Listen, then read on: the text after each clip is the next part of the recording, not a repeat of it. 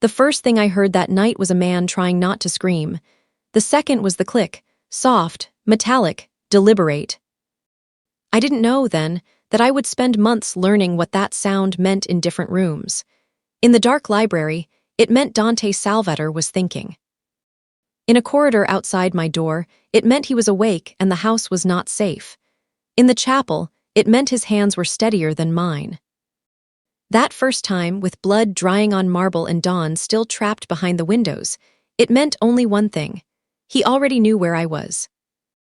I had taken off my shoes in the blue guest room because I thought silence was something you could build if you tried hard enough. My stockings caught on the runner as I crossed the corridor, my heart knocking too hard, too loud, everything in me reduced to one animal instruction. Leave. My brother had died 3 hours earlier in Dante Salvator's house. Paolo had not so much arrived as collapsed. One of Dante's men had carried him in with both hands red to the wrist. Paolo's face had been gray. His jacket had smelled like salt water, gasoline, and the copper bite of opened blood.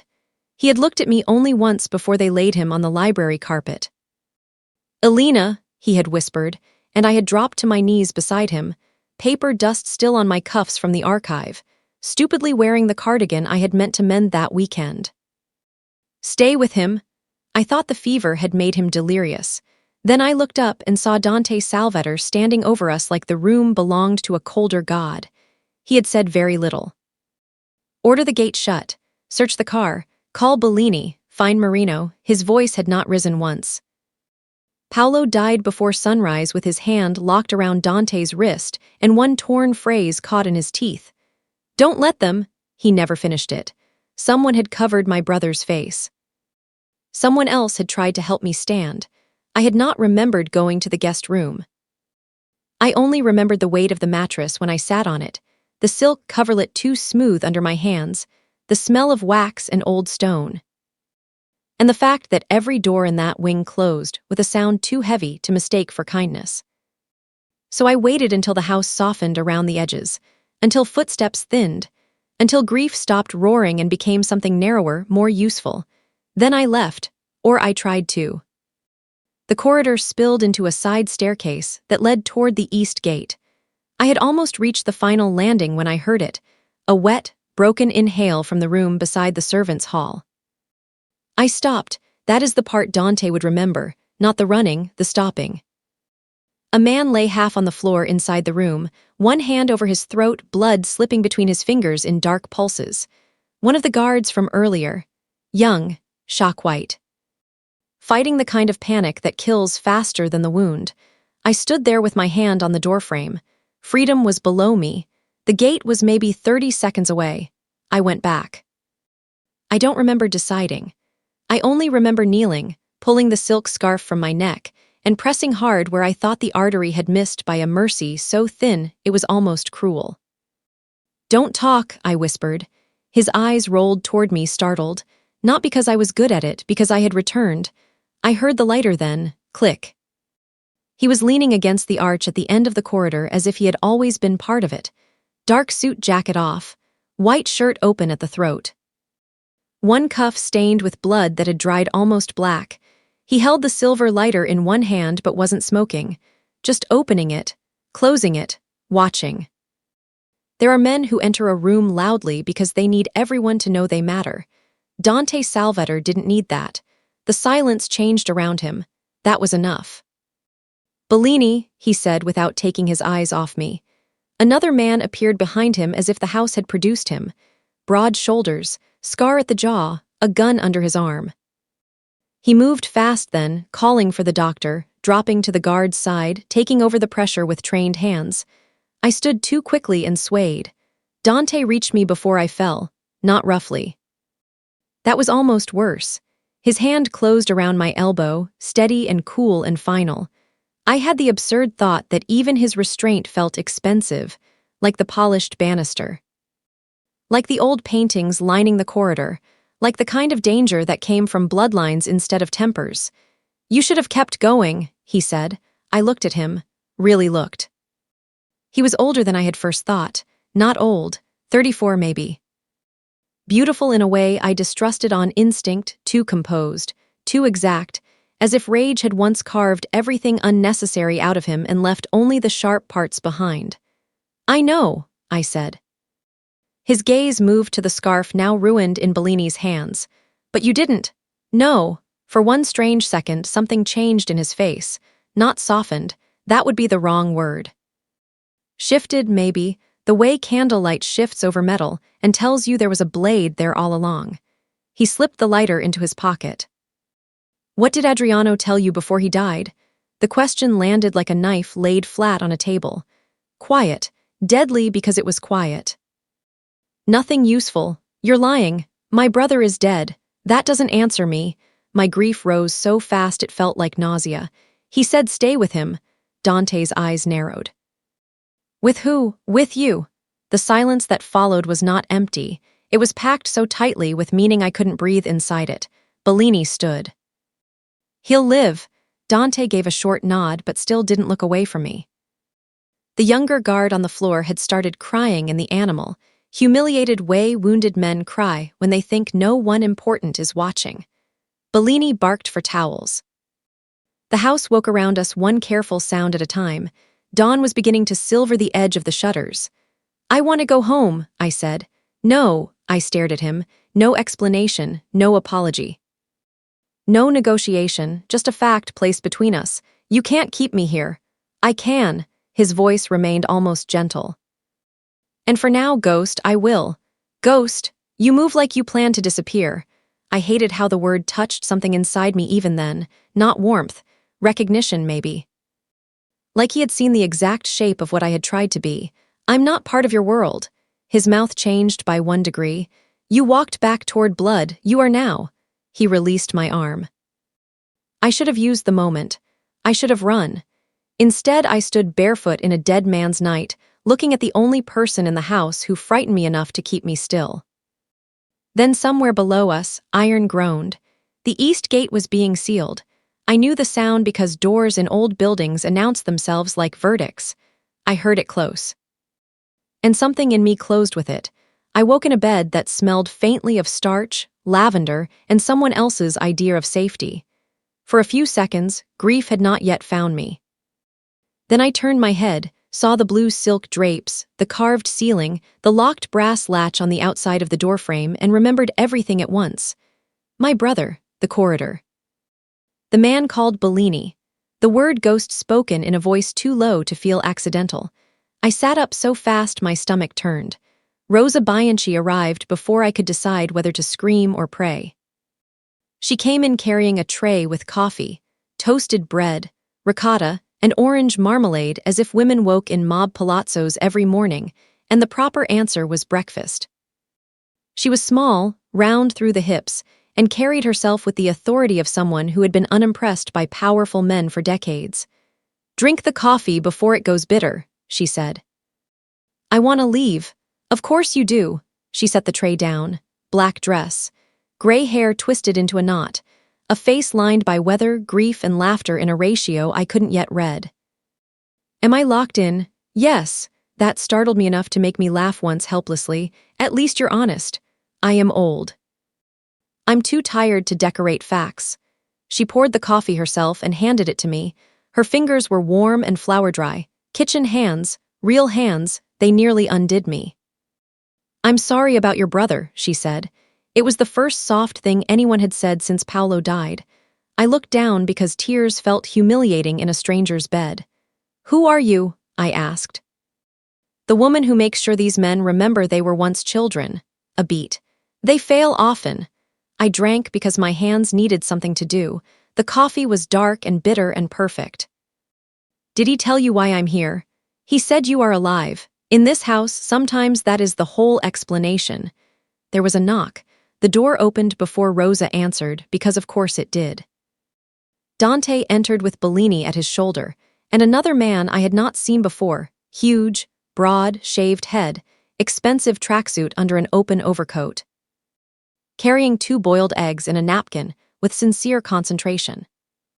He stopped when he saw me sitting up.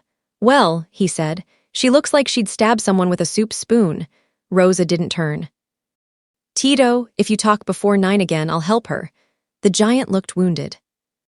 Rosa, I'm trying to bring warmth to a difficult atmosphere. You bring cholesterol panic to every room you enter. He put one hand over his chest as if personally struck. This is a disciplined body. It is a body constantly asking for pasta. Despite myself, I stared. Bellini looked as though smiling would violate military code. Dante remained what he had been in the corridor, stillness with a pulse under it. Tito Ferrero, the big man said, tapping his chest.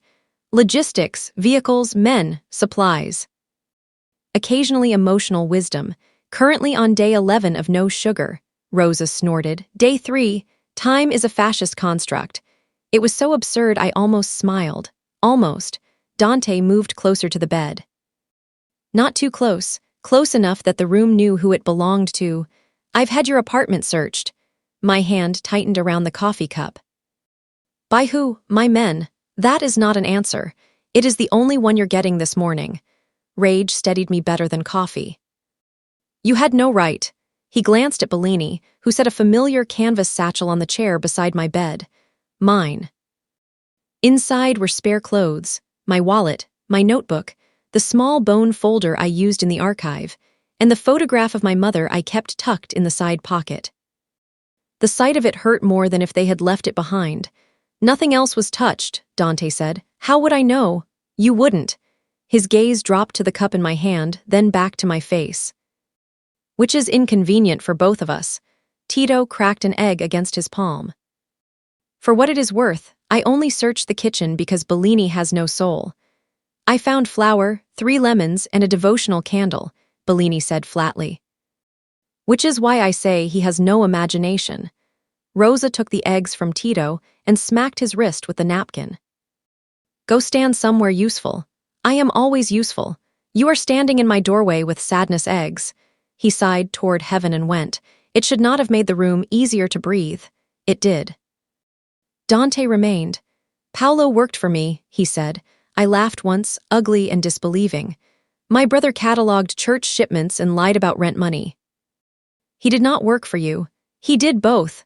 I set the cup down before I dropped it. Bellini left without being dismissed. Rosa followed more slowly, giving me one last look that might have meant courage or caution. The door closed behind them with a padded click that made my skin tighten. Dante stood at the foot of the bed. He came to me 9 months ago, he said. He said someone was using restoration shipments moving through the diocese as cover. He wanted money. Then he wanted out. Then he found something big enough to get him killed. The room went cold around my ribs. You're lying. No, you expect me to believe Paolo was some kind of what? Informant, I expect you to understand why you are not leaving this house. He told me nothing. That I believe. I looked away because the alternative was throwing the coffee at him. Outside the shuttered windows, gulls cried over the harbor. Somewhere in the house, a door opened and shut. Life continuing offensively. He would have told me if he was in danger. Dante said nothing. That silence was answer enough. Paolo wouldn't have told me, not if he thought keeping me ignorant kept me safe. He had always mistaken exclusion for protection. I still want to go home. I know. My work. I've spoken to the archive. I turned so fast my neck hurt. You what? You're on compassionate leave. You have no right to call my work. His expression did not change. Rights are not the structure we are using. Hatred rose hot and clean. Easier than fear. Easier than the fact that part of me was relieved someone had remembered the archive existed at all. He moved to the table by the window and picked up the photograph from my satchel. My mother in a summer dress, Paolo 12 and missing a front tooth, me squinting into sun. Put that down. He did immediately. That startled me more than if he had refused. What happens now? I asked. Now you eat, then you tell Bellini everything Paolo did in the last month. Every odd call, every late night, every lie he told badly. And if I do, his eyes held mine for a long second. You will. Because if men are hunting what he died for, they will come for you next. I should have said something defiant, something sharp.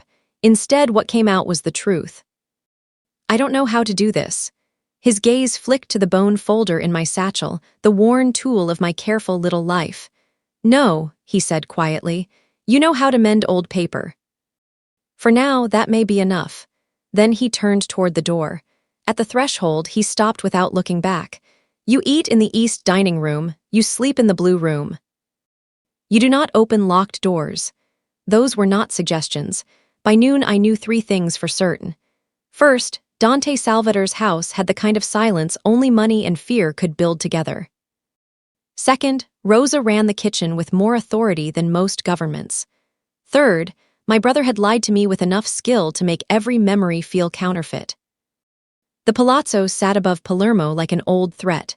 Pale stone, iron balconies, courtyard orange trees clipped into perfect obedience. At the back, beyond the high wall, the sea kept throwing light against the windows as if it disapproved of secrets but came anyway.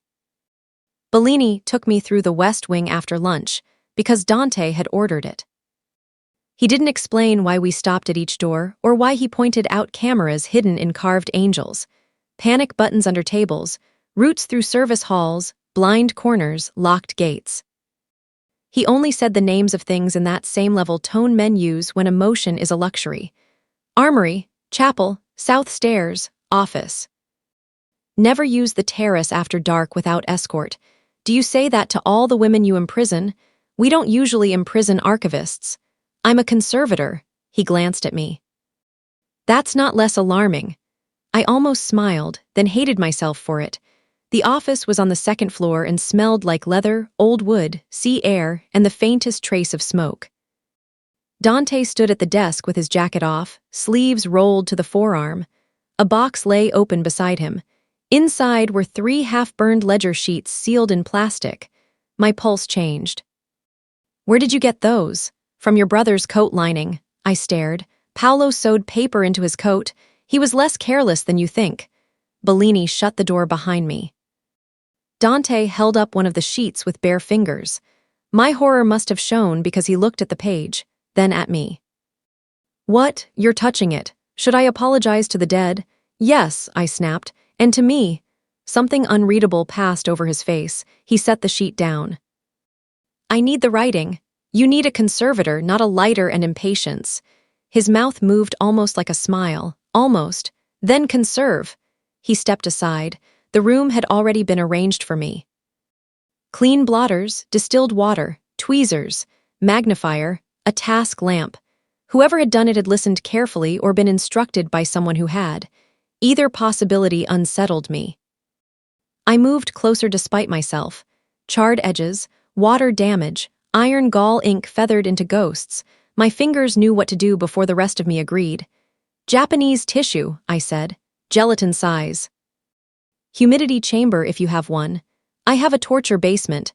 I asked for paper supplies. A dry voice from the corner answered first. "I'll check the torture basement." Tito lounged in a leather chair with a notebook on one knee and a protein bar in hand like a man attending a hostage seminar against his will. "You were there the whole time?" I asked. He shrugged. "I have excellent stillness for my size." "You breathe like furniture in distress," Bellini muttered. Tito pointed at him.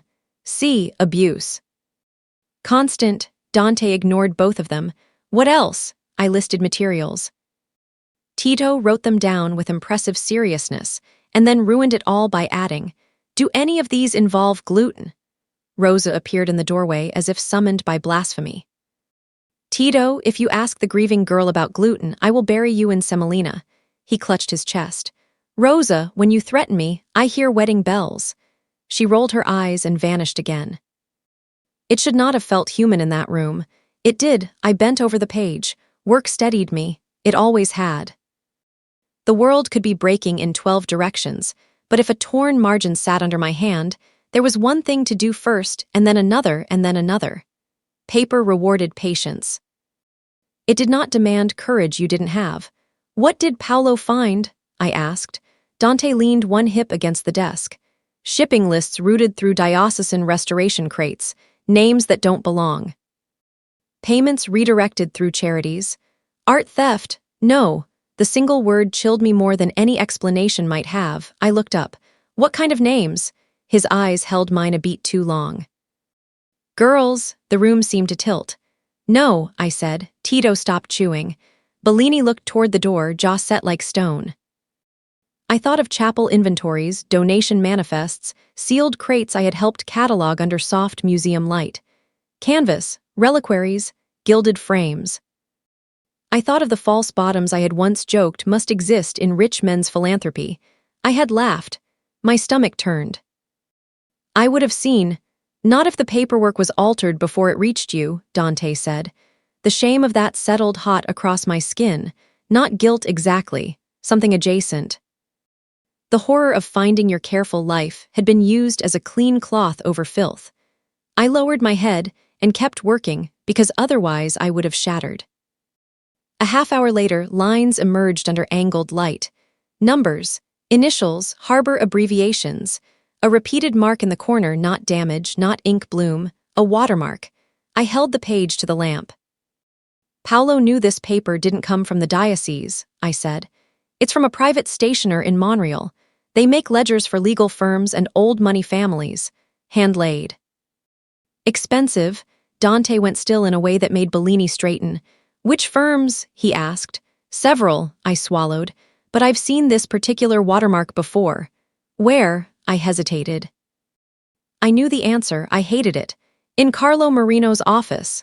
Silence. Tito slowly lowered the protein bar. Bellini didn't speak, but his hand shifted near the gun under his jacket. Dante said nothing for so long that I finally looked at him. There was no outward reaction, no curse, no movement. Only a hardening so subtle it might have gone unnoticed if I had not already started watching him the way prey watches weather. Go on, he said. It could mean nothing, I heard myself say. It doesn't. That was the moment I understood something ugly and useful.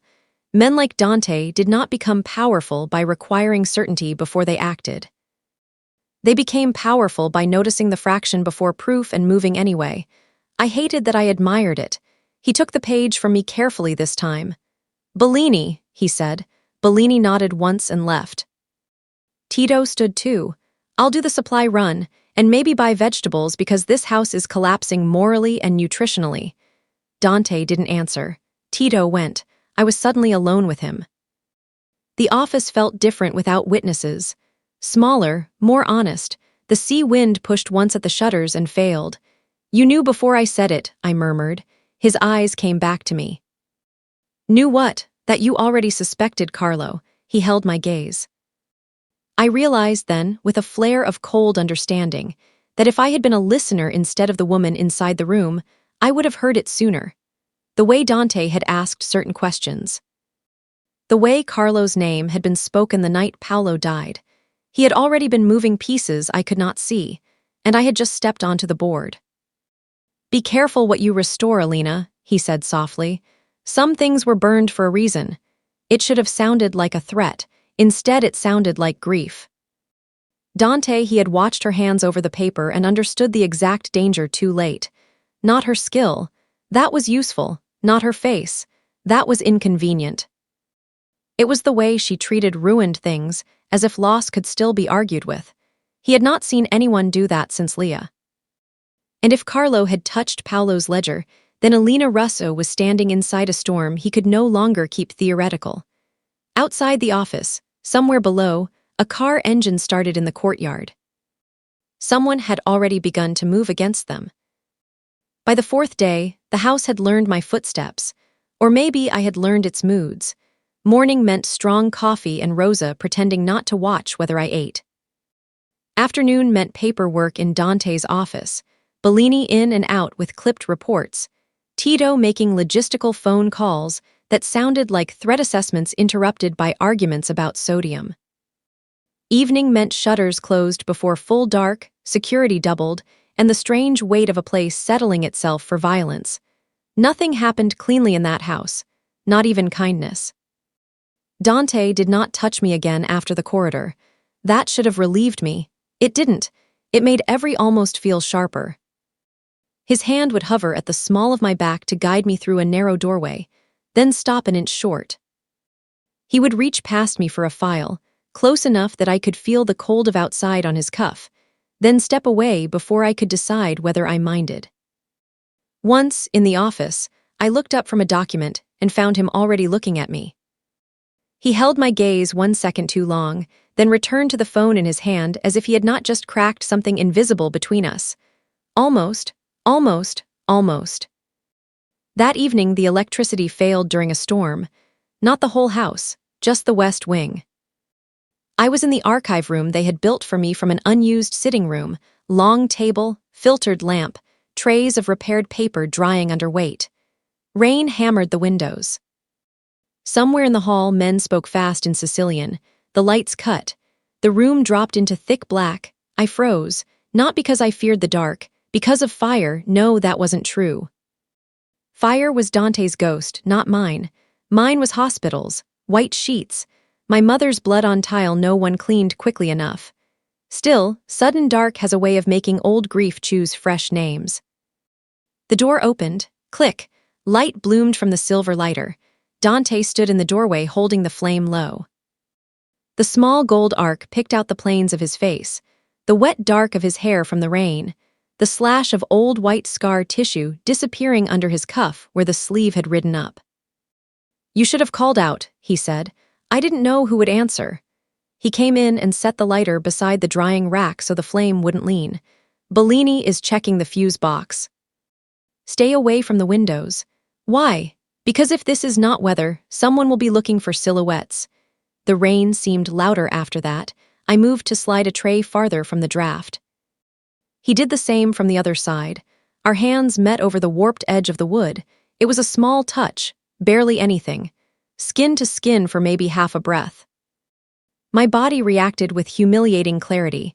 His did too, though only because I saw him still. Not flinch, still, as if stillness was the only allowed version of hunger. I pulled back first, a mistake. The tray tipped, papers slid. I caught the corner with my palm and hissed. Dante's head came up. "Let me see. It's nothing. Ghost." The nickname was colder then than it would be later, but even cold it knew where to land. I opened my hand. The cut wasn't deep, just clean and bright. The sort that hurts, because paper is mean in precise ways. He took my wrist gently, turned it toward the lighter, and for one absurd second all I could think was that his hands were warmer than I expected. "Sit," he said. I sat because my legs had become unreliable. He knelt in front of me, found a cloth in the cabinet, poured clear alcohol over it, and looked up once in warning before pressing it to the cut. I made a sound I did not approve of. "Sorry," he said. "You don't sound sorry." "I am not good at sounding safe." The answer took the breath out of me. Rain struck the shutters hard enough to rattle them. Outside the room, footsteps passed but did not stop. The house knew where he was. It gave us privacy without naming it. He wrapped my hand with more care than seemed possible from a man like him. The burn scar on his wrist showed again when his cuff shifted. I touched it before I could stop myself. He went very still. "What happened?" I asked quietly. The room changed. Not because he pulled away, he didn't. Because I felt the exact moment he wanted to and chose not to. "A long time ago," he said. "That's not an answer." "It is tonight." I should have let it go. Instead, my thumb brushed once over the raised seam of scar tissue. His jaw tightened. "It was a fire," he said at last. "I lived. Someone else didn't." The words were flat enough to be harmless. They were. I heard the missing pieces anyway. I heard the room locked around them. "Dante," the lights came back. Too bright, cruel. Immediate, he released my hand as if the electricity itself had reminded him who he was. He stood in one motion and stepped away. Almost. Bellini appeared at the door. "Storm damage." "We're secure." Dante nodded without looking at him. From somewhere below came a shout, then a curse, then Tito's unmistakable voice bellowing, "That demon bird is back." Rosa shouted after him. "Stand still and it will lose interest. It knows my fear, Rosa." Against all reason, I laughed. Bellini closed his eyes briefly, the closest I had seen him come to despair. We crossed the courtyard a few minutes later on Dante's order because the archive windows needed checking from the outside. Rain had softened to mist. The stone smelled cold and mineral-rich. Orange leaves shone black in the dark. Tito stood on a bench clutching a folder to his chest while an enormous white swan hissed at his shoes from beside the fountain. "This estate is cursed," he announced when he saw me. "Tell her, Alina. Tell her I am a serious man under siege." Rosa, dry under a shawl, somehow untouched by weather or chaos, said, "A serious man does not lose a tactical battle to a swan. It bit me once in 2018. I respect my enemies." Even Dante's mouth shifted, just a little. I saw it because I had begun to watch for such thefts. Later, when the house quieted again, I stood alone in the archive room and touched the bandage around my hand. He had not answered the real question. He had not let me comfort him. He had not taken what the room offered him either. Rainwater slid from the shutters in silver lines. In the corridor beyond, the lighter clicked once. And I knew he had stopped outside my door and kept walking. The page was in the hem of my winter coat. Rosa had sent it up because the weather had turned and Palermo had decided spring was a rumor. The coat still smelled faintly of my apartment, old radiator heat, dust, the cedar soap I tucked into drawers because my mother used to.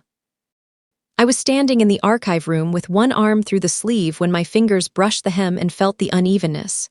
Not wear, not bad tailoring. Wait, I went cold all over. Paolo had taught me how to feel for hidden damage in bindings when I was 13.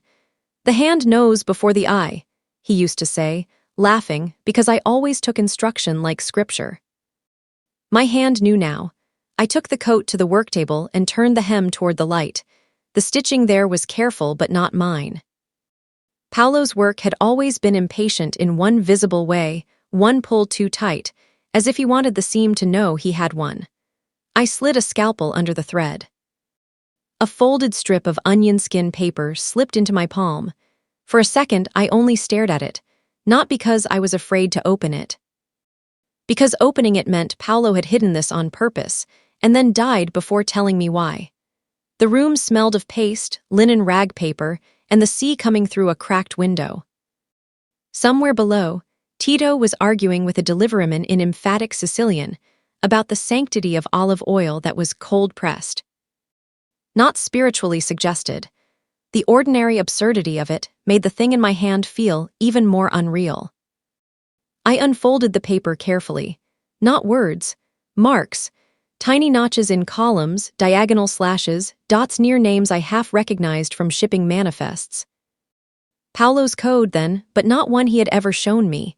In the lower corner, though, he had drawn something I did know, 3 little stitched XS. My throat tightened. 3 stitched XS meant ask Alina. He had done it on grocery lists when he wanted me to remember Basil, on birthday cards when he forgot to buy a present, once on the back of a note that said only, "Don't panic, I'm fine." I had panicked anyway. He had come home with a split lip and kissed my forehead and sworn it was a stupid card game. The door opened behind me. I covered the page instinctively. Too late. Dante took in the coat, the open hem, my face, and then the paper under my hand. He didn't move toward me immediately. That restraint of his could feel more invasive than force. "What is it?" I hated that my voice shook. "Something Paolo hid. Show me." "No," the word surprised us both. His gaze sharpened, but he did not reach. "Alina, he left it for me. He died in my house because men are killing for what he knew. That still doesn't make it yours." Silence stretched, not empty, testing. Then Dante did something worse than ordering me. He waited. I looked back at the paper, back at the 3 stitched XS.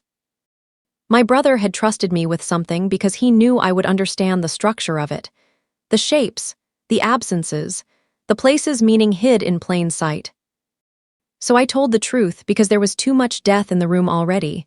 "I think it's a key," I said quietly. "Not the list itself, a way to read a list." Dante came closer.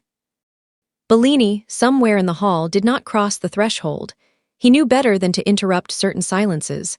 I spread the onion skin flat. "These marks correspond to line breaks in medieval account books. Paolo knew I'd recognize them. Look, this slash here isn't a slash. It means take every 3rd entry. And the dots," I swallowed. "The dots mean children, or women under church protection." Dante's jaw went still. "How do you know?" Because 6 months ago the diocesan inventories changed format. I kept my eyes on the page because looking at him was harder. I noticed names disappearing from one ledger and reappearing as donation codes in another. Paolo asked me not to say anything until he was sure. He said if I trusted him, I would wait. That was my secret. Small beside murder, maybe, still poisonous. I had seen something wrong, and I had stayed quiet because it was my brother asking. Dante's voice lowered. Why didn't you tell me this before? Because I didn't know if Paolo was helping you or stealing from you. His expression didn't change, but some pressure in the room did.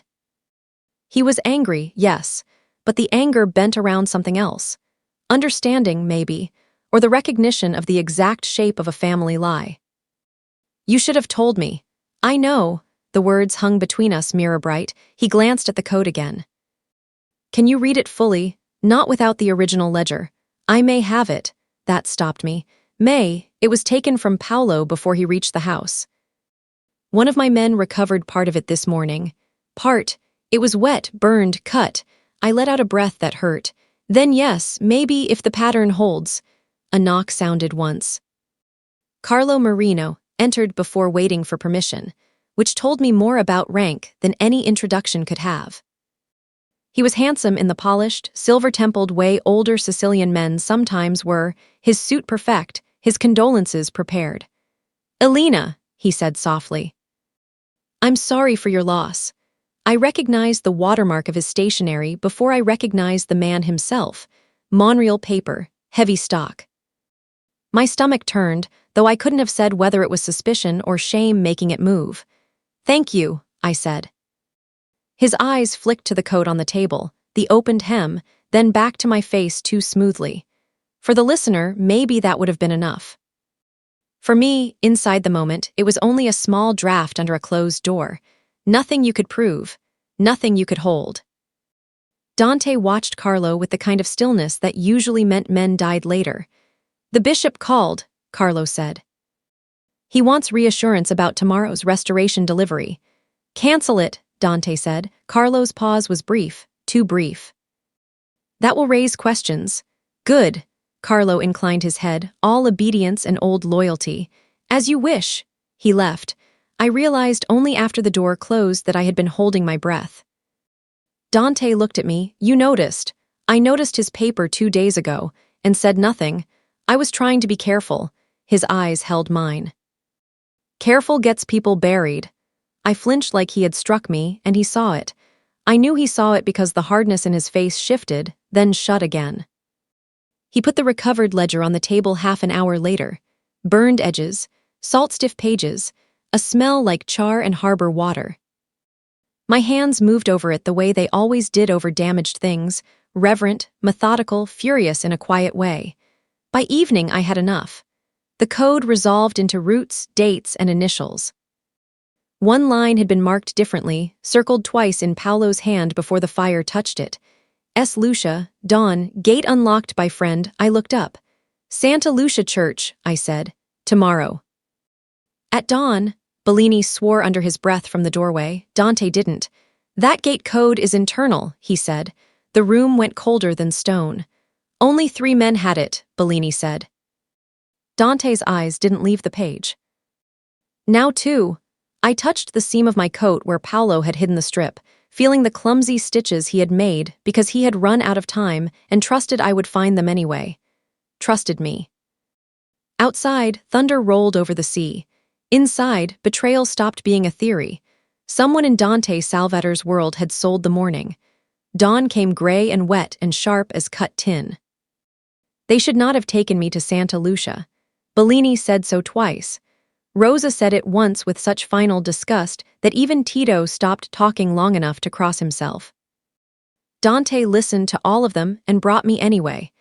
Because the ledger names me, I said as Bellini checked the magazine in his pistol for the 4th time. Because if they think you can read what Paolo hid, they'll move faster, Bellini corrected. Thank you, I said. That was somehow less comforting. Tito stood in the hall wearing a bulletproof vest under a camel coat and chewing fennel seeds like a condemned man trying to look worldly. For the record, I also objected. I object to dawn, churches, ambushes, and cardio before coffee. Rosa adjusted his collar with a rough maternal tug. If you survive, I'll make cannoli. He caught her wrist with theatrical devotion. This is why I endure. The absurdity of him nearly steadied me. Nearly. The convoy moved through Palermo while the city was still deciding whether to wake. Wet cobblestones, fishmongers setting out crates, laundry lines limp with mist between old buildings. Santa Lucia rose pale at the end of a narrow street, its bell tower black against the sea light. Dante did not sit beside me in the car. He sat opposite, knees apart, one hand on the cane-sealed envelope holding Paolo's decoded pages. The other held his silver lighter. Click, shut, a metronome for contained violence. He hadn't spoken much since the night before. Neither had I. The almost between us had changed shape. It was no longer the uncertainty of two people moving around an unnamed thing. It was recognition. Worse, maybe, recognition with nowhere safe to put itself.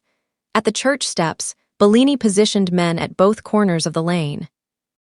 Tito muttered into his earpiece about rooflines and regrettable architecture.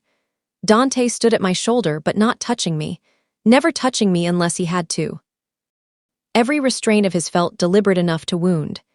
Inside, the church smelled of damp stone, wax, and old incense trapped in the cracks of 100 years. Crates marked for restoration waited near the transept.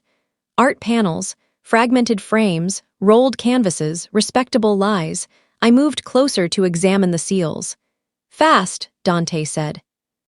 You brought me here to be useful. I brought you here because if I left you behind, I would have thought about it every second. The words landed so hard I nearly looked at him. I didn't. If I did, something would show on my face I wasn't ready to survive. I crouched by the nearest crate. The wax seal had been reheated and reset. Sloppy, panicked. I touched the edge and found a ridge under the official stamp. Someone opened this already, I whispered. Bellini. The church door exploded inward. For one instant, sound vanished, replaced by a hard white emptiness. Then the shot hit the stone pillar where my head had been a second earlier, and the world came back all at once. Dante moved before I understood movement. He hit me low in the ribs and drove me behind the altar as splintered wood rained down. Another shot. Another. Bellini shouting outside, men running. Tito yelling something heartfelt and profane about snipers. I hit the floor hard enough to lose breath. Dante's body covered mine fully, one arm braced over my head, the other drawing his gun with obscene calm. Stay down! He rose just enough to fire twice. There is a difference between hearing that someone is dangerous and watching danger choose shape. Dante did not rage, he reduced. Space, threat, decision, each shot exactly where it needed to be. No extra motion, no noise wasted. One man rushed the side aisle with a knife. Dante broke his wrist, turned the blade, and ended him before I had finished understanding there had been a knife at all. Blood sprayed the marble saint at the alcove. I made a sound. Dante looked at me once. Breathe, ghost.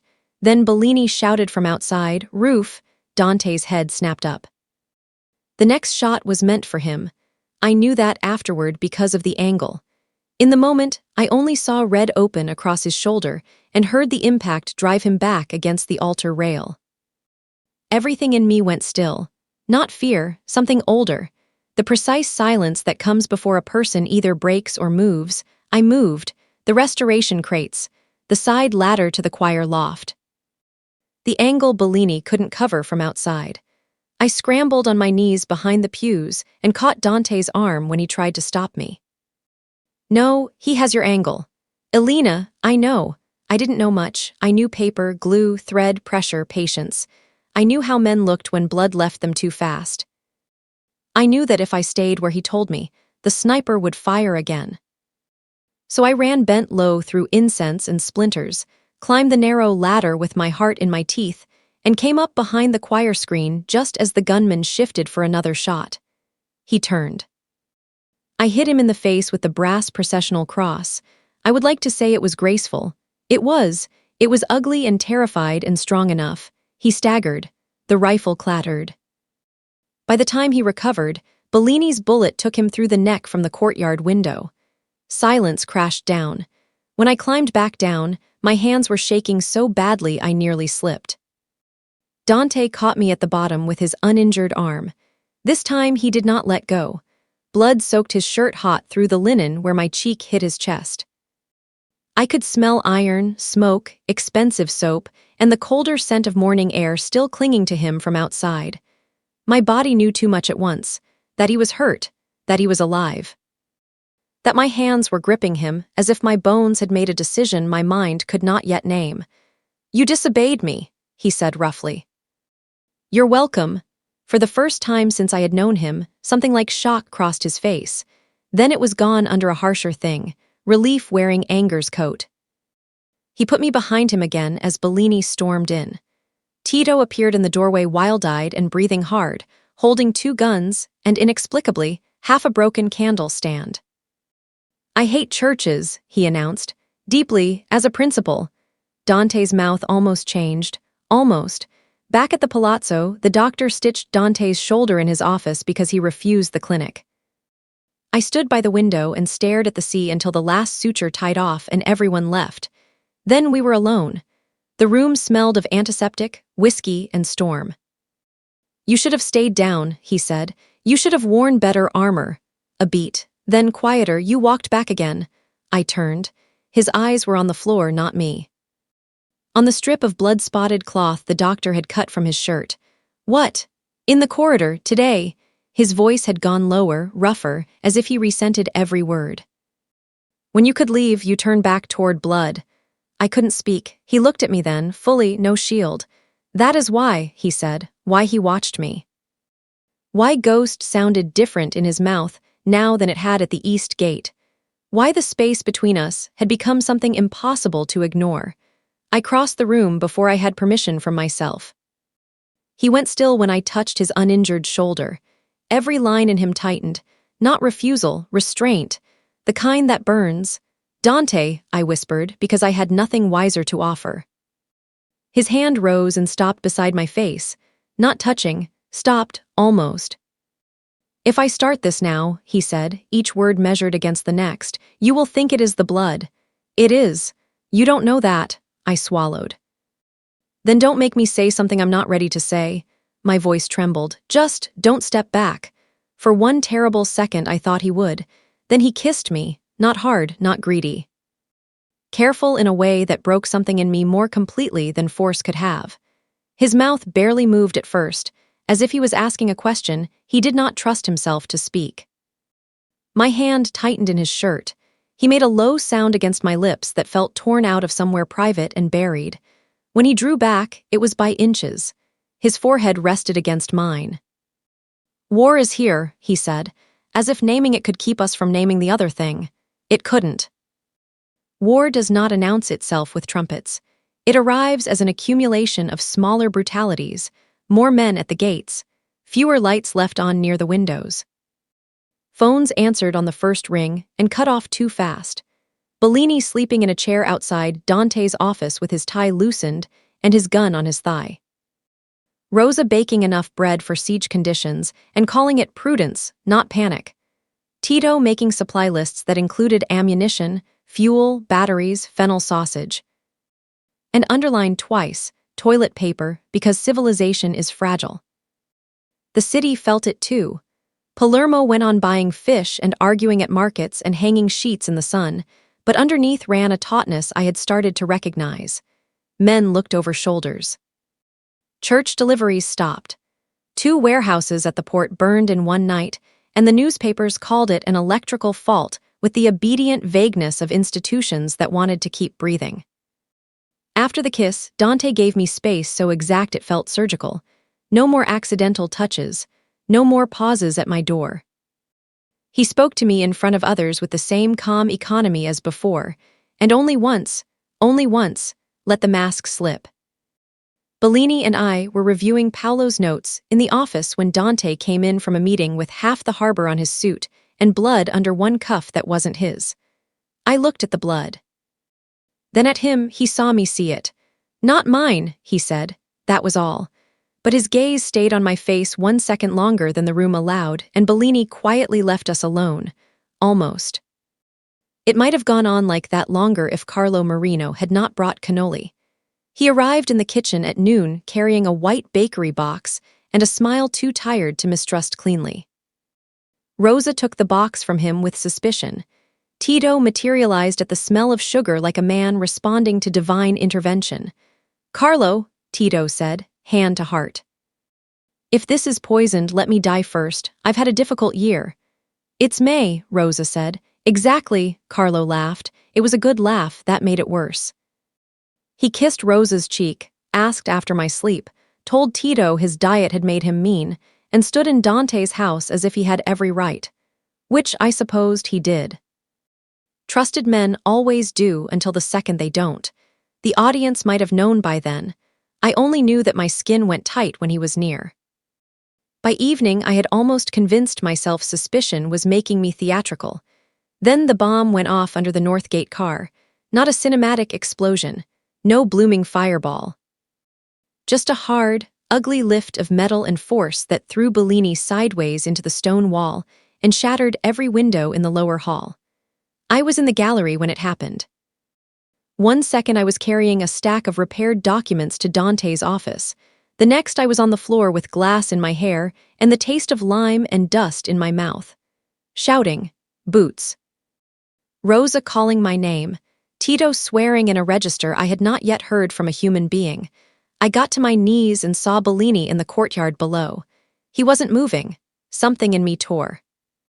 I ran before anyone could stop me. Dante caught my arm halfway down the stairs, but I was already crying, already dragging against his grip. "Bellini, I know." He let me go then. That mercy, that trust, nearly undid me.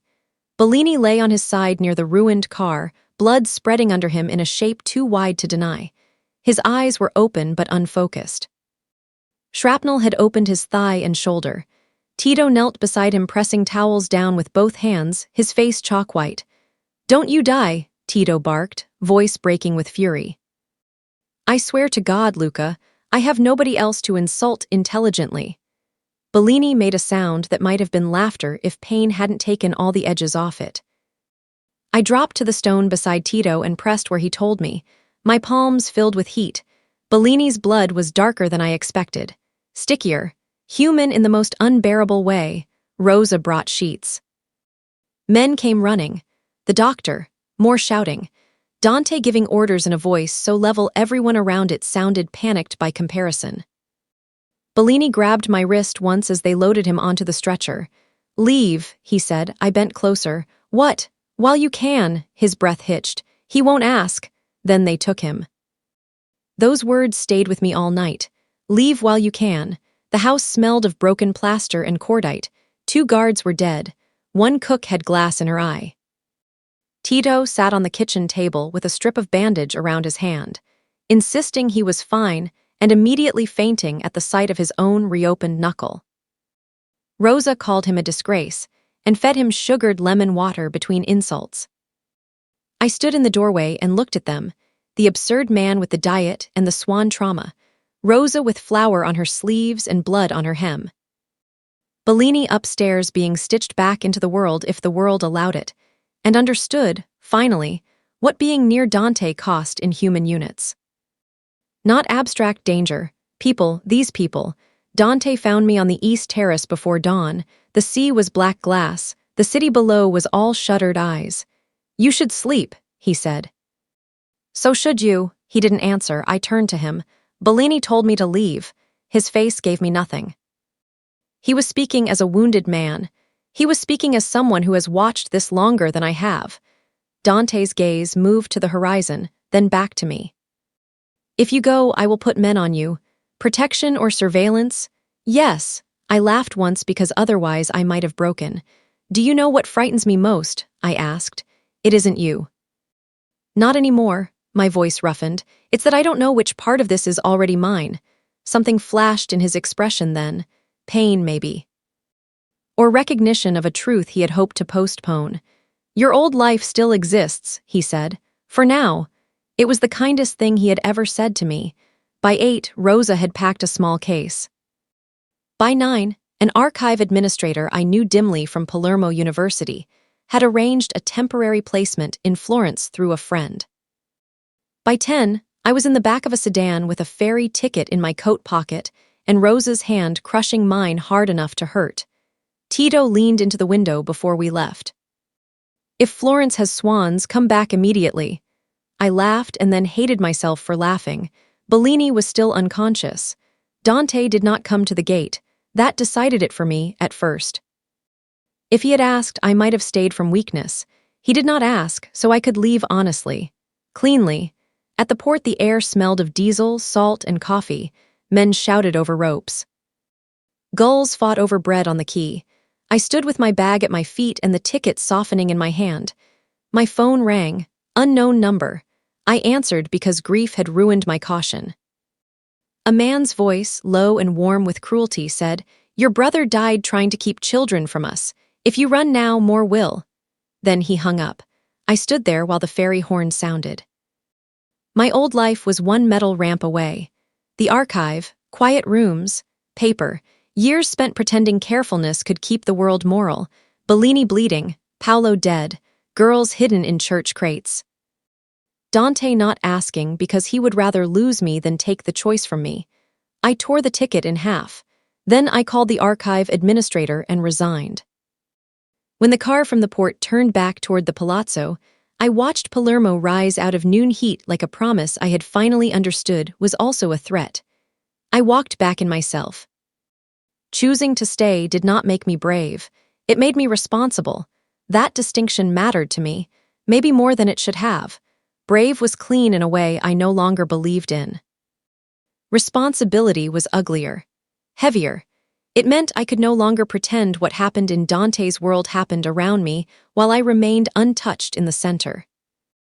Dante understood what my return cost without forcing me to explain it. When I came through the front doors, dust from the port still on my shoes, he was in the hall issuing orders to half a dozen men. He stopped when he saw me, just stopped. The rest of the room seemed to tilt around that stillness.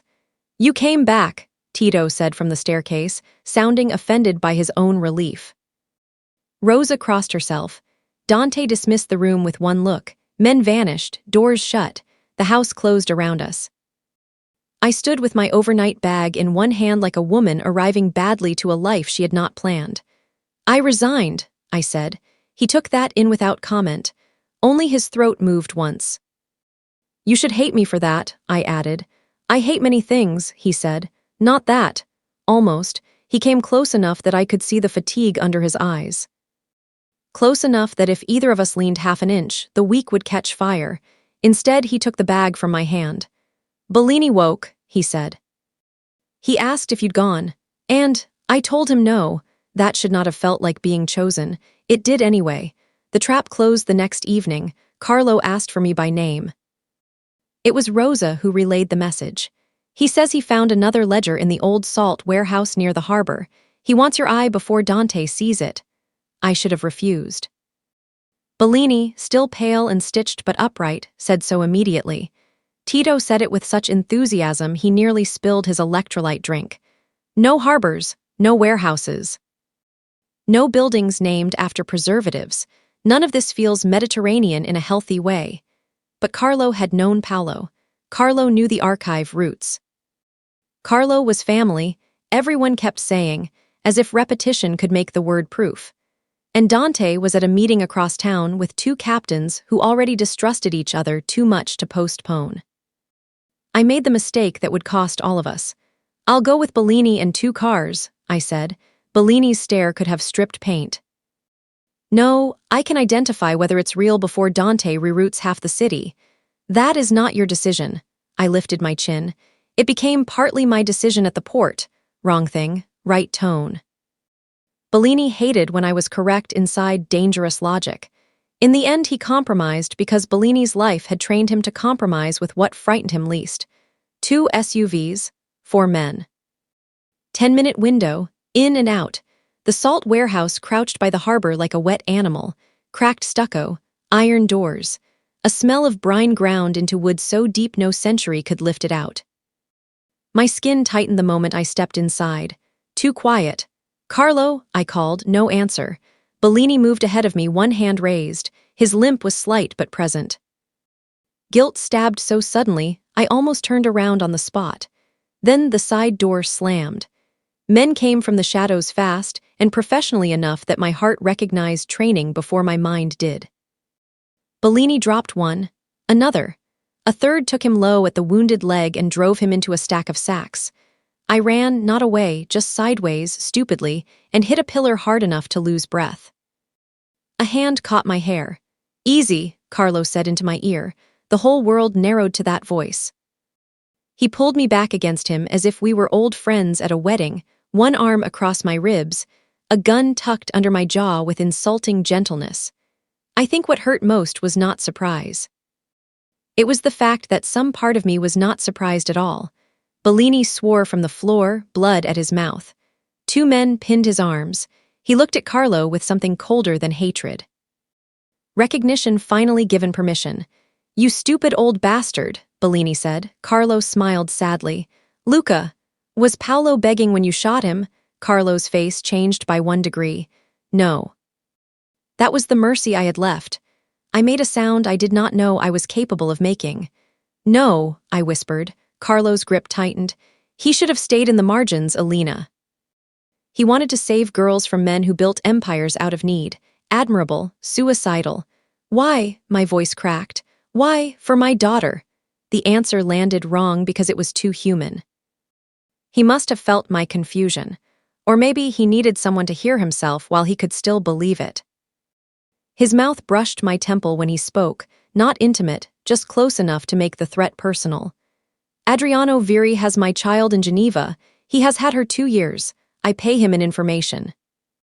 In access, in useful compromises. I told myself I was buying time." His laugh was broken glass. "There is no end to time bought from men like him."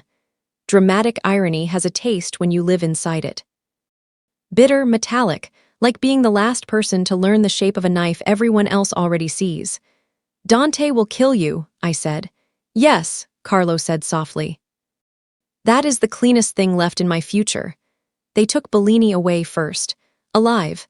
That mattered, though I did not know yet why I believed Carlo meant to keep him that way. Maybe because Carlo had always loved Dante in the ruined way men like them sometimes love each other. Through debt, rivalry, history, and 1,000 small brutal loyalties bent out of shape. They bound my wrists and moved me deeper into the warehouse, into the old salt cellar below. Stone steps slick with damp. A single bulb. The smell of the sea trapped underground with old minerals and fear. When Carlo cut my wrists free once we were inside, I stared at him. "You're not tying me. You won't get far. Confidence looks ugly on traitors." He almost smiled. "That sounds like Dante." He left me with a chair, a table, a bottle of water, and Paolo's recovered ledger placed just beyond my reach. That was his mistake. Men always underestimate what counts as a skill when the room is not theirs. The chair was old cane-backed, its seat repaired with wire twisted under the frame. I worked one strand loose over 20 slow minutes and used it to hook the ledger toward me inch by inch across the table. My hands shook. I kept going. Inside the cracked spine, Paolo had hidden something else, not paper this time, but a sliver of silver. A saint metal shaved thin enough to fit under the leather. On the back, scratched in my brother's hurried hand, "Viri burns children and calls it rescue. Ask Dante about the fire." I stared. The slow mystery of Dante's scar opened like a wound in the room. Above me, footsteps crossed the warehouse floor. One voice I knew, one I did not. Older, smooth, controlled. Adriano Viri had arrived, and I was already too late. Captivity is not dramatic in the way stories promise. Mostly it is boredom sharpened by terror.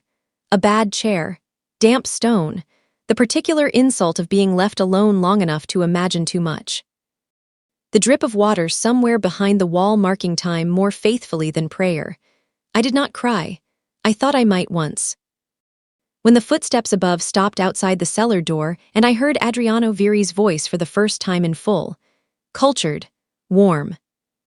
The kind of voice men trust at charity dinners and girls do not recognize until the lock turns. But the tears never came. Fear uses the water in your body differently. I kept Paolo's medal in my fist until the edges marked crescents into my palm. When the door finally opened, Carlo descended first. He looked older already. That is one of betrayal's cruelties. It ages the betrayer before it kills him. Get up, he said. I'd rather not. He took the answer without irritation. Adriano wants to talk. Tell him I'm busy hating you. Something like pain crossed his face and vanished. That at least is sensible. He led me upstairs into the main warehouse, where salt and harbor damp mixed with the oil smell of weapons. 2 more men stood near the loading doors. Adriano Viri waited by a work table under a hanging lamp. He was not physically impressive. That unsettled me more. Mid-60s, elegant coat, iron gray hair, the patience of a man long used to other people dying on his timetable. Dante, I realized at once, had learned at least part of his stillness here. Elena Russo, Adriano said, your brother had your eyes, poor judgment but excellent eyes. I said nothing. He smiled faintly. Good. Silence is often intelligence arriving. He gestured to the ledger on the table. Explain Paolo's code. No. He picked up the book and turned it in his hands. Your brother thought morality was a solvent, charming mistake. You traffic children through churches. He looked almost bored. I move what the world already decided not to protect. Rage rose so fast it steadied me. Do you hear yourself? Perfectly. Carlo looked away. Adriano came closer. Not touching, not needing to. Dante will come, of course. He always comes when something is his to defend. But the question that interests me is whether he arrives as a man or as what I made of him. The line chilled me because of how calmly he said it. What did you make? Adriano's gaze sharpened. A survivor. He left me after that. Men like him never monologue because they love their own voice. They speak just enough because they trust silence to finish the work. Hours later, or maybe less, underground time lies, I heard shouting above. Gunfire. The deep concussion of a loading bay door blown inward. The warehouse convulsed around me. I did not wait. Carlo had not bound my wrists this time. Whether from guilt or arrogance, I still do not know. I found the loose cane chair leg again, jammed it between the stones near the latch, and threw my weight against the warped door until the bolt splintered its cradle. When I ran up the stairs, the first thing I saw was Tito Ferrero behind a stack of salt sacks, reloading with impressive efficiency and swearing in operatic despair. I hate this building, he yelled at no one. I hate betrayal, humidity, and crouching. My knees were not designed by God for crouching. A man rushed him. Tito shot him neatly in the thigh, then looked offended. Sit down. It was so wildly, blessedly Tito that I nearly laughed. Then I saw Bellini, alive, pale, furious. One sleeve dark with fresh blood, where he had clearly left medical bedrest for the very specific purpose of murdering somebody. He saw me, did not waste time on surprise, and shouted, Down! I dropped. A bullet cracked through the air where my head had been. And then Dante was there. Not magically, not heroically. Just suddenly within the room the way weather is suddenly within a doorway. Coat gone. Shirt dark with sweat and harbor grit. Gun in one hand, knife in the other, restraint burned clean off him. He crossed the distance to me in 3 strides and took my face between his hands as if verifying structure. Bone, skin, breath. Are you hurt? I don't think so, he exhaled once. It sounded almost like pain. Then the room changed because Carlo stepped from behind the worktable with his gun lowered, and his face emptied of every last defense. Adriano's gone to the South Pier, Carlo said. Bellini's pistol came up instantly. Drop it! Carlo did. Dante did not look at him, not yet. His gaze remained on me, searching for fractures he could not see. Blood spotted my sleeve from the broken latch. Salt dust coated my hair. My body had not yet caught up to survival. His thumbs moved once against my jaw, small enough to be mistakable by anyone not inside it. Almost. Ghost, he said, and the nickname had become something else entirely. Not possession now. Recognition, relief, a prayer he hated himself for needing. I'm here, I whispered. Only then did he turn to Carlo. I will remember that silence all my life, not because it was loud. because everyone in the room understood what it cost Dante not to fill it with immediate death. "Your daughter?" Dante asked. Carlo's mouth worked once. "Geneva. Boarding house above a florist on Rue du Rhône. He moves her every month. I have the current address in my pocket." "Paolo?" Carlo closed his eyes. "He begged me to take Alina out first." "I didn't." His voice broke on the next word and recovered badly. "That will be enough truth from me." Tito muttered, softer than usual, "Madonna." Bellini's face became stone. The choice stood in the warehouse like another man. Kill Carlo now for what he had done, or use the last thing he could still give. Dante chose in the way that made him himself. "Bellini, keep him alive," he said. Carlo's head came up in raw disbelief. "You don't deserve mercy," Dante said. "You deserve to watch me end the man you sold us to." Then he took my hand. Not because I was fragile, because he had already seen me survive without him and understood I was coming anyway. Dante, she had broken the cellar door herself. Of course she had. He had known, from the east gate onward, that Alina Russo moved toward damage instead of away from it. That was the ruin of her. It was the ruin of him too, because each time she did it, something in his locked chest answered like it had been waiting years for the sound. At the South Pier, the sea wind hit us like cold metal. Adriano waited near the crane tracks with 4 men, and the patience of a man who believed history had already chosen him. Dante placed me behind a stack of cargo, Bellini covering our left, Tito our right. "I stay with you," I said. "You stay breathing." "That's not the same thing." For 1 second his mouth softened around something it would not say, then he pressed Paolo's medal into my palm. "Not out of sight," he said. It was the closest thing to a plea I had ever heard from him.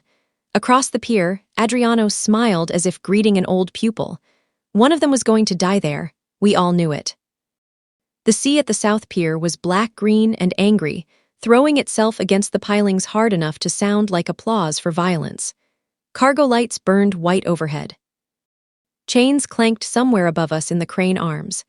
Diesel hung in the air with salt and rust, and the sourness of old fish ground into timber. Palermo glittered farther up the curve of the harbor, like a city that had chosen not to know what happened on its own edges. I crouched behind a cargo stack, with Paolo's medal digging into my palm, and watched Dante face the man who had made him. Adriano Viri stood with one hand in his coat pocket, as if this were a social call. That was the first thing I understood about real evil. It economized. No need for spectacle when certainty would do. "You brought her," Adriano said, eyes flicking to where he knew I was even if he pretended otherwise. "Predictable." Dante did not answer. "I taught you better than attachment." "You taught me convenience," Dante said. Adriano smiled. "And yet you survived." Bellini's men spread along the pier. 2 of Adriano's shooters moved near the crane base. Tito, flat on his stomach behind a bollard, muttered into his mic, "If anyone asks later, I was never this close to open water by choice." Even then, absurdly, the line calmed my pulse. Adriano lifted his hands slightly. "Before this ends, there is a correction you deserve. The fire was never meant to kill Leah." Dante went still in a way that made my blood turn thin. I knew then. Knew before Adriano continued, because Paolo's medal had already prepared the wound.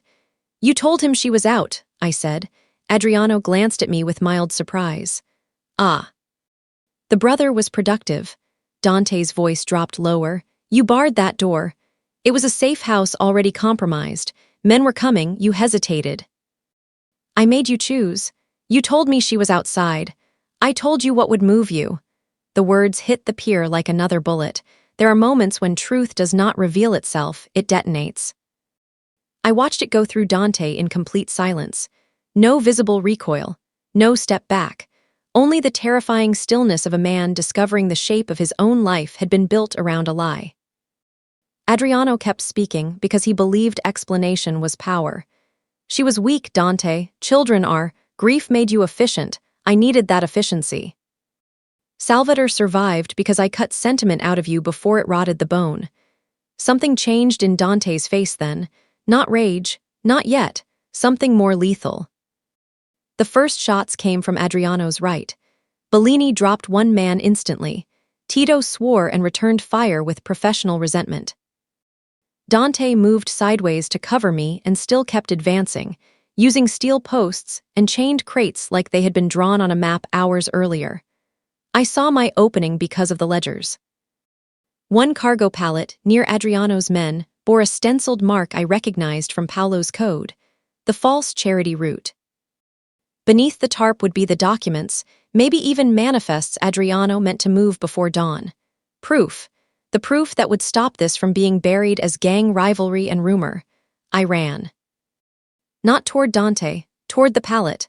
Someone shouted my name, Bellini, maybe Tito, maybe both. A shot shattered wood near my shoulder. I hit the deck, crawled under the hanging chain, and ripped the tarp free. Inside were file boxes wrapped in plastic and one metal dispatch case with a diocesan seal. "Dante," I shouted. "The records," Adriano turned toward me. That was his mistake. Dante crossed the remaining distance while Paolo's attention broke by half a second. They collided near the crane track, not in a cinematic brawl but in something faster and uglier. A punch. A knife hand blocked. Adriano older but trained, cruel in close quarters. Dante taking the blow to his ribs because his attention kept splitting toward where I was. One of Adriano's men got a line on Dante from the flank. Carlo stepped into it. I had not seen him arrive. Later Bellini told me Carlo had broken free of the second car at the edge of the pier and come limping after us because betrayal had finally exhausted its own logic.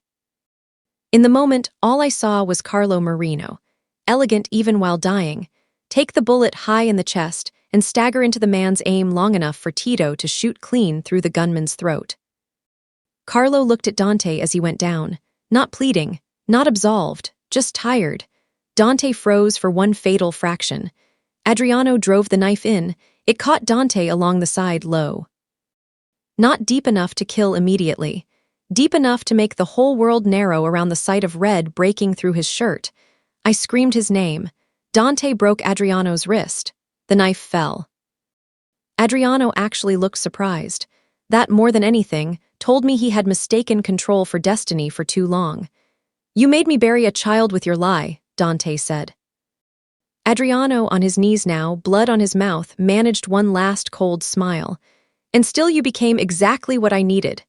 "No," Dante said. He shot him once. Not again, not excessively. Efficient to the end, which was more terrible than rage because there was no pleasure in it at all. Only verdict. Adriano Viri folded to the pier boards like a man exiting a room. For a second no one moved. Then Tito yelled, "He is leaking, the boss is leaking and I object." Everything snapped back into motion. Bellini to Carlo, men clearing the pier. Me at Dante's side with my hands already on the wound before my mind reached him. "Pressure," I heard myself say. "Hard." He looked down at me, pale under the harbor lights. "You disobeyed again." I was crying openly now. "I hate when you keep noticing that." The corner of his mouth moved. Blood touched his teeth. It should not have been beautiful. Nothing about that night should have been beautiful, but love is not moral in its timing. It arrives where it arrives. Behind us, Bellini knelt beside Carlo. The old trader's coat was dark and ruined, the sea wind lifting one silver strand of hair off his brow. "He saved your line," Bellini said flatly. Carlo looked at Dante, then at me. "My daughter, she'll be found," Dante said. Carlo nodded once as if that was all the absolution left in the world worth hearing. His gaze moved toward the water. "I was so tired," he said. Then he died. We did not speak on the drive back except in the broken functional language of the wounded. Tito applying pressure and giving a running commentary on how nobody in this family respected his blood pressure. Bellini on the phone with Geneva contacts, voice clipped and shaking in a way only someone who knew him well would hear. Me with both hands red against Dante's side and Paolo's medal still in my pocket like a witness. The surgeon stitched Dante in the blue room because he refused to be carried farther. After, when everyone finally left and the house fell into that stunned post-battle silence grief always makes, I sat beside his bed and watched his chest rise and fall. He woke near dawn. The lighter lay on the bedside table where Bellini had emptied Dante's pockets. He reached for it by habit and stopped when he saw my hand over his. "Don't," I whispered. "Why?" "Because if I hear that sound right now, I'll remember the church, the corridor, the pier, all at once." He looked at the lighter, then turned it face down. It was the gentlest thing he had ever done for me. By sunrise, the proof was in Bellini's hands. Adriana was in the morgue. Carlo's daughter had been found alive in Geneva, and 2 dead guards were laid out in the chapel with candles at their feet. I stood there with the wax smell thick in my throat, and understood that victory was just grief with one less question in it. That night, when the house finally exhaled, Dante said the words from his bed as if they cost him more than the knife had. "It is over. War leaves administrative residue.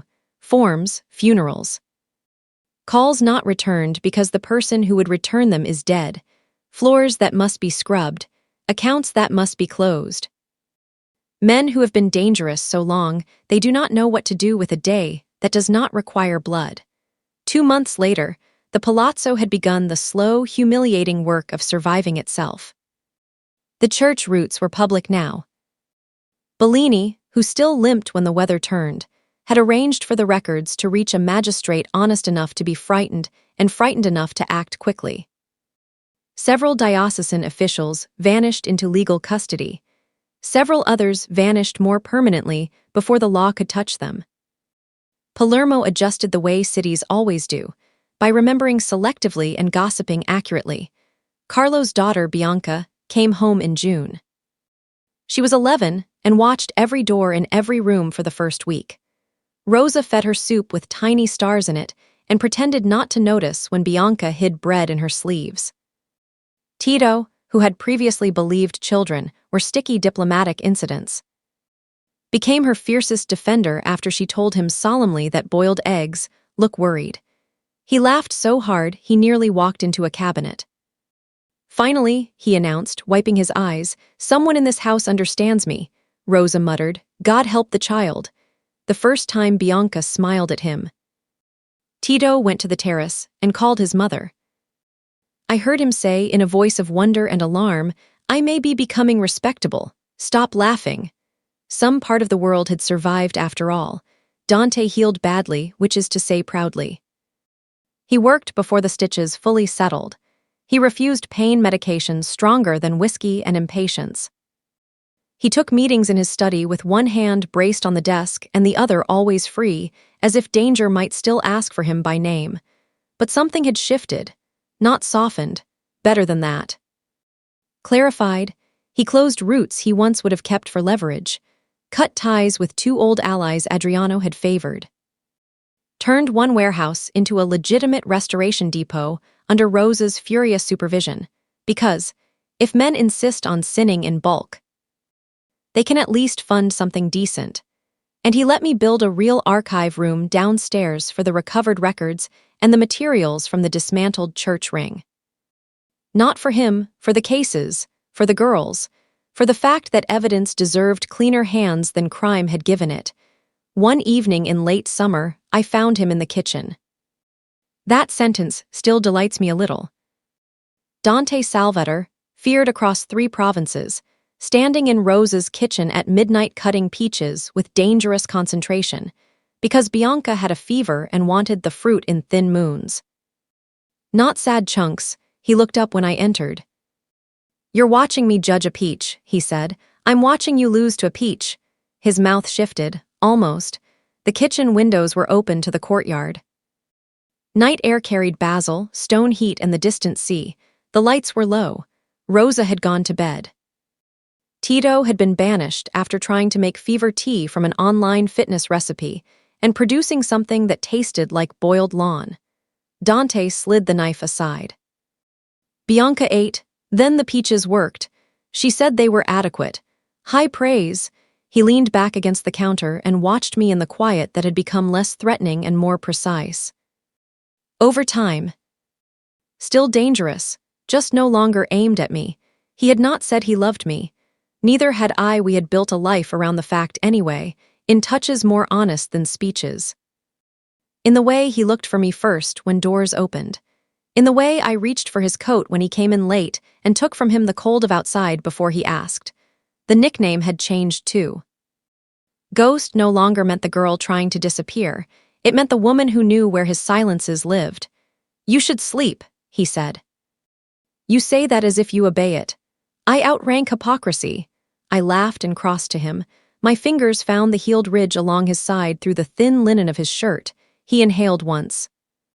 Not sharply, just enough to tell me the body remembers where it was nearly lost. "I hate that scar," I whispered. "I know, I hate what it cost." His hand came up, settled lightly around my wrist, and stayed there. "Elena." The way he said my name now could make a room out of air. He reached into his pocket. For one absurd second, I expected the lighter. Instead, he placed a small object on the counter between us. Not a ring box, not velvet, nothing theatrical. An old key on a black ribbon. I stared. "What is that?" "The East Gate key." I looked up slowly. "The lock was changed after the bombing," he said. "This is the only copy that isn't in Bellini's safe." My throat tightened. "Why are you giving it to me?" "Because the first time I kept you, it was with a locked gate." His voice stayed level by force. "If you stay now, it will be with the key in your hand." I could not speak. He continued, "Because once Dante chose directness, he never decorated it." "There is also a ring," he said. "Rosa has it because she said, if I handled this like a jeweler's advertisement, she would poison me." From the hallway, Tito's muffled voice floated in. "She said the same thing to me, and I was only asking about diamond resale value." Rosa, farther away. "Go to sleep, Tito." Dante closed his eyes briefly. I laughed through tears. Then he looked at me again, and everything in the room narrowed to honesty. "I cannot offer you innocence," he said, "or safety in the way decent men mean it. I can offer truth, protection, a key, and every part of me that still knows how to belong to one thing without ruining it." A pause. "Marry me, Ghost." There it was. The nickname full and warm and utterly changed. Not a collar, not a claim, a home. I picked up the key, heavy brass, warm from his pocket. "Yes," I whispered. Then, because the truth deserved its whole body, "Yes, Dante." He did not kiss me immediately. That mattered. He touched his forehead to mine first, as if reverence had to come before hunger, or he would fail them both. When he kissed me after, the peaches sweetened the air between us. Somewhere upstairs, Bianca coughed and settled. Somewhere in the servants' wing, Tito was probably composing a tragic speech about unrequited suffering for Rose's future use against him. The kitchen light glowed over the counter, where a feared man had placed freedom in my hand and asked me to stay anyway. Outside, the courtyard fountain kept its small, ordinary rhythm against the stone. Inside, for one impossible moment, peace felt almost domestic. 9 months later, I tried to leave before dawn unseen. Not because I was running. Because ordinary life had taught me the small, ridiculous joy of planning a surprise in secret, and I wanted the hour for myself before the house woke. The palazzo had changed with us. Not softened, exactly. Houses like that do not soften, they accumulate testimony. But the South Wing now held offices for the Restoration Trust Dante, funded publicly, and controlled with the resigned terror of a man who preferred guns to paperwork. Bianca had a tutor, and a bedroom painted the green of fig leaves. Bellini had finally admitted, after weeks of denials, that he was courting the pharmacist widow from Via Roma, who argued with him about sodium intake and called him grim as a cemetery gate. Tito had lost 12 kilos. Found them again in celebratory pastry, and was still catastrophically in love with Rosa, who responded to his declarations with soup and threats in equal measure. "Hope," he told me once while stealing biscotti from a cooling rack, "is a high-protein delusion." Then Rosa smacked his hand with a spoon and packed him a lunch anyway. Morning belonged to these kinds of absurdities now. I slipped from bed in the blue-dark room and pulled on a robe, careful with the floorboards that complained more in winter. Dante lay on his back, one arm flung across the empty side of the mattress he had already warmed for me in sleep. Scar at his side, scar at his wrist. Mouth softened by the unconscious in a way the world had never earned from him awake. For 1 second, I simply looked. Love had not made him less dangerous. It had only made danger more specific. It had a name now. A house. A child sleeping under this roof because he had broken a ring of men to bring her home. 2 guards buried in the chapel garden. Carlo Marino's daughter saying grace over soup in a house her father had nearly destroyed. My archive downstairs, full of records that had turned silence into evidence. None of it clean. All of it real. I turned toward the door. Then I heard it, a muffled thud from the corridor outside Bianca's room. Small, then smaller, the sound of someone trying not to cry. I stopped. The first chapter of my life with Dante had begun with that exact shape of choice. Freedom ahead, hurt behind. I had gone back then without knowing what it would cost. This time I knew. I went back. Bianca sat on the floor in the hall, one ankle twisted under her nightdress, eyes shining with furious unshed tears. "I tripped," she whispered, as if apologizing to the house. "Of course you did," I knelt. "Come here." I checked the ankle. Not broken, just shocked. She leaned against me with the solemn dignity of a child trying very hard to be brave. I helped her stand and steered her toward Rose's old remedy cupboard. The bedroom door behind us opened. I didn't need to turn to know he was there. I heard the click first. Soft, metallic. Deliberate, his silver lighter opening in the dark. The sound no longer meant danger to me. Not first. Now it meant I'm awake. I see you. I'm here. I looked back. Dante stood in the doorway barefoot, hair roughened by sleep, white shirt half-buttoned, the lighter resting open in his hand though he had no cigarette and no candle to light. He was simply holding the old reflex while watching me kneel on the carpet beside a child with a twisted ankle. His gaze moved from Bianca to me, and I saw the moment he recognized it, not the injury. The choice, you stopped. You turned back toward pain. Again. His face changed with something too deep now to be startled by, only known. That same old wound inside him answering to the same old thing in me. Bianca looked between us. "Why are you both being strange?" "Because they are dramatic," Bellini said from the far end of the corridor, already dressed, because apparently men like him wake dressed. He carried a tray with an ice cloth, a mug of tea, and the exact expression of a man who had long ago surrendered to living inside other people's emotional weather. "Move, all of you." Tito appeared behind him in workout clothes and horror. "Why is there injury before sunrise? This family is not respecting warm-up protocols." Rose's voice floated up the stairs. "If you're shouting, you're healthy." Bianca laughed despite herself. The house was awake now. Real life, noisy and inelegant and miraculous, gathering around us. Dante crossed the hall and crouched beside me. The lighter clicked shut in his palm. Same sound as Chapter 1. Entirely different world. He touched Bianca's ankle first because she came before whatever passed between us. Then he looked at me. "Ghost," he said. Warm, entirely warm. I smiled because there was no reason left not to. "You were already watching," I said. "I was always going to be." Bellini set the tray down with military patience. Tito offered 3 contradictory medical opinions and was ignored by everyone. Bianca accepted the tea. Rosa ordered breakfast. The sea beyond the shutters began to silver toward morning.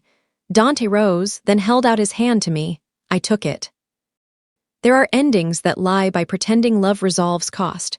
Ours did not. Bellini still woke from pain some nights. Bianca still hid bread when thunder came. I still sometimes looked at Dante's hands and remembered exactly what they had done on the pier. He still turned away from locked doors too fast when firelight hit them wrong. But ordinary life had become the most radical thing either of us had ever built. Later, when the house settled and Bianca's ankle was wrapped, and Tito had been banned from diagnosing anyone without written permission, Dante found me in the archive. Morning light lay over repaired ledgers, restored prayer books. And the new binding I had finished the night before, a scorched devotional manual from Santa Lucia, sewn back together, with dark thread hidden inside a clean cream spine. "It looks untouched," he said. "The strongest repair usually does," I answered. His gaze stayed on the book, then on me. "So does the deepest damage." That was the unresolved thread, I think. Not whether we loved each other. We did. Not whether we had chosen. We had. It was whether love could ever fully make peace with what it had required of us to survive. He lifted the silver lighter from the table where I kept confiscating it during work and pressed it into my hand. Same object, same gesture, no threat left in it now. "Keep it," he said. "I don't need the sound to know where you are anymore." My throat tightened. I closed my fingers over the lighter and rose onto my toes to kiss him once, softly, in the clean paper light. He touched his forehead to mine and smiled, small, private, completely earned. If you had stood in that room and seen the man he became, after all the blood and all the choosing, would you have chosen him too, knowing Carlo died buying back one shred of himself? Knowing innocence does not survive untouched, only transformed. Have you ever loved someone enough to live beside what they had to become to save you? I still don't know whether Carlo's last step redeemed him, or only proved that love can arrive too late to make a man innocent again. Maybe that is the one question this house will never answer cleanly, whether choosing the man who protects the innocent can ever excuse the blood on his hands. Whether loving him changes the answer, or only makes it harder to say aloud. Would you have chosen Dante, and let that cost become part of your life, if it meant the children lived, Bellini bled, and the darkness did not win? He took the lighter from my hand, kissed the center of my palm where the metal had warmed my skin, and called me ghost as if the word had been waiting all along to mean home. And this time, before dawn, neither of us was trying to leave.